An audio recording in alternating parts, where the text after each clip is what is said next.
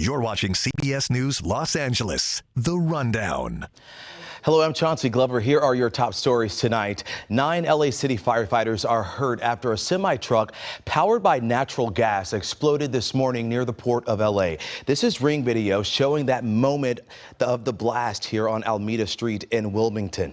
KCAL News reporter Joy Benedict is working on this story for us tonight. The LAPD is currently going door to door on Young Street in Wilmington. They are evacuating dozens of people who live in the area where there was an explosion earlier today. The Los Angeles Fire Department says it was responding to a disabled vehicle, a semi-truck trailer that was run through clean energy with 100-gallon gas tanks. And when they arrived, they say one of those tanks exploded. The explosion itself sent 9 firefighters to the hospital. 2 of them remain in critical condition tonight. And right now, the area is still closed off because of that explosion and the cleanup that follows. And again, right now, they are in the process of trying to evacuate dozens of people who live on this street closest to the explosion, as they fear there are still hazardous materials on board that truck. They're still trying to evaluate the situation and then figure out how to move it and to do so safely. So this is a story that we will continue to follow throughout the night. Well, thanks a lot, Joy. Well, state regulators have given LA County 60 days to fix juvenile hall problems. The board deeming 2 LA County facilities quote, unsuitable to house youth detainees.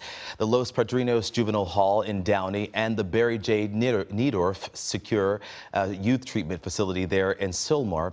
The probation department has been under fire, we know, for years. In a statement, it says it's dedicated to making changes but needs time, and also insists it's made improvements over the years. Well, land movement has forced the historic and beloved Wayfarers Chapel there in Rancho Palos Verdes to close. Desmond Shaw is in SkyCal tonight to explain. Well, here we are over the Palos Verdes Peninsula and the bucolic Wayfarer Chapel, and we just got word today that the chapel will be having to close until further notice because of sudden shifting with the land underneath the chapel. We understand that this is actually a problem that's been more than 70 years in the making, with a slow-moving landslide that began back in the 1950s, unfortunately with a construction project. But all of a sudden things have really come to a head lately, and they are shutting down the chapel until further notice. They are saying that anyone that has reservations here will be getting refunds, but they have no reopening date at this point, if it's ever able to reopen. Just very, very sad. This amazingly beautiful chapel here on the Palos Verdes Peninsula that actually has redwood trees on the property now closing until further notice because of sudden shifting with the land underneath. And this is we're getting ready for a lot of rain coming to Southern California over the coming days. Reporting over the Palos Verdes Peninsula in SkyCal, I'm Desmond Shaw. Back to you now in the studio.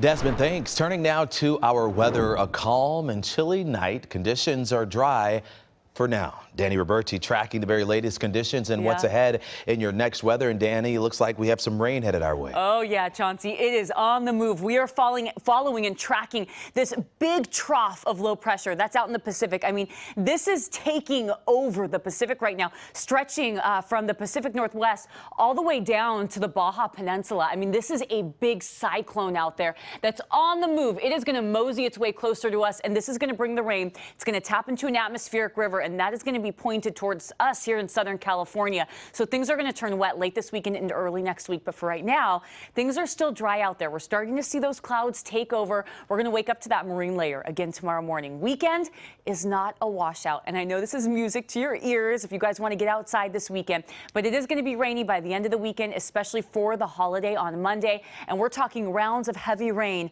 moving in. So let's break all this madness down for you. Here's high pressure that builds in tomorrow. That's going to warm us up nicely. I mean, we are talking 70s for your Friday. Okay, here's storm number 1. We're watching 2 storms. This first one is tapping into an atmospheric river. That's slamming into the Bay Area, Northern California, Central Coast. Behind that, though, is that big storm I just showed you, and this is the one that's going to bring us rain statewide. This is the one where we really get in on that action. In terms of what we're seeing, let me zoom you in to us here at home, and let's talk about the timing for your weekend. Once we get to Saturday, you wake up Saturday morning, get to about noon, things are still dry. We've actually actually got some peaks of sunshine through Orange County, Inland Empire. Then we get to Saturday evening, and this is when we start to see some changes. We've got a little bit of light rain that starts popping up. This is due to that first storm that's slamming into Northern California. This is on the modest side. This is very light. We're talking light rain showers late Saturday night into Sunday morning, and you wake up Sunday morning and we're actually going to see a lull in all the rain. We've got some sunshine through Orange County, even into the Inland Empire. A little bit of rain that's sticking around during the day on Sunday through Ventura County. You see that through Oxnard over to Santa Clarita. And then let's get you to Sunday night into Monday. This is when the heavy stuff starts moving through. This is when that rain really starts to ramp up. So this is about noon Monday, heavy through Ventura County, LA County, and then it's going to start to push into Orange County, even into the Inland Empire. Still on the lighter side in that neck of the woods, but not for long. Take a look at Tuesday morning. We've got some pockets of heavy rain pushing into Northern Orange County, Inland Empire, making its way southward. This is 11:30 Tuesday morning. We get to Wednesday, another burst of rain moving through with snow levels dropping. Still, we're talking high elevation mountain snow.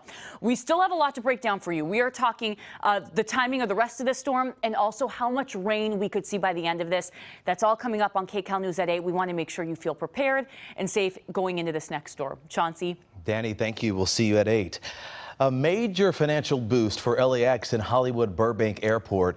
They are among 4 California airports getting a combined $89 million. Now, this funding comes from the bipartisan infrastructure law.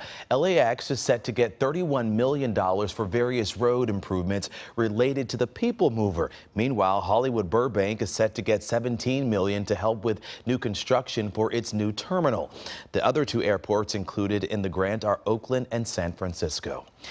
And it was a busy start to the week for our airports. Look at this. After the Super Bowl, this animated time lapse shows all the flights leaving Las Vegas Sunday and Monday. Flight Radar 24 says 525 business jets left that area after the big game. 81 of those flights came back here to the LA area.